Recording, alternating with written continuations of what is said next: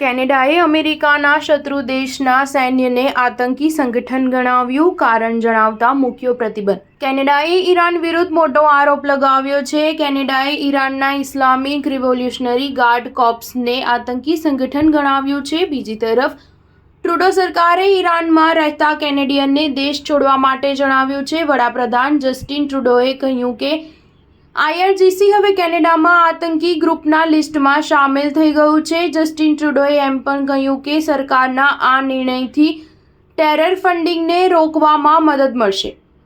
Canada સરકાર તરફથી જારી કરવામાં આવેલા નિવેદનમાં કહેવામાં આવ્યું છે કે IRGCને આતંકી લિસ્ટમાં સામેલ કરવાથી આતંકવાદ વિરુદ્ધ એક ઠોસ સંદેશ જશે. તમને જણાવી દઈએ કે ઇઝરાયલ હમાસ યુદ્ધ દરમિયાન પણ IRGC ગ્રુપનું નામ ચર્ચામાં હતું.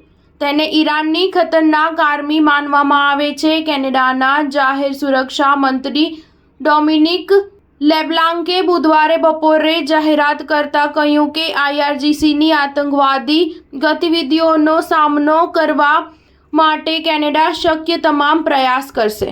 લેબ્લાંકે કહ્યું કે IRGCના ટોચના સભ્યો સહિત હજારો વરિષ્ઠ ઈરાનના સરકારી અધિકારીઓના હવે કેનેડામાં પ્રવેશ પર પ્રતિબંધ લગાવી દીધો છે. બીજી તરફ જે લોકો પહેલાથી જ દેશમાં છે તેમની તપાસ કરવામાં આવી શકે છે અને તેમને દેશમાંથી કાઢી મૂકવામાં આવી શકે છે. અમેરિકાએ 2019માં IRGCને આતંકી સંગઠન જાહેર કર્યું હતું. IRGC પર હિઝબુલ્લાહ સહિત મધ્ય પૂર્વ ક્ષેત્રમાં ઘણા આતંકવાદી સંગઠનો બનાવવાનો આરોપ છે. થોડા વર્ષો પહેલા યુરોપિયન યુનિયન દ્વારા એવો આરોપ લગાવવામાં આવ્યો છે કે IRGCએ સાઉદી અરેબિયામાં તેલ ભંડાર પર ડ્રોનથી હુમલો કર્યો હતો. સ્ટાર ન્યૂઝ 7 હંમેશા સચ્ચાઈની સાથે.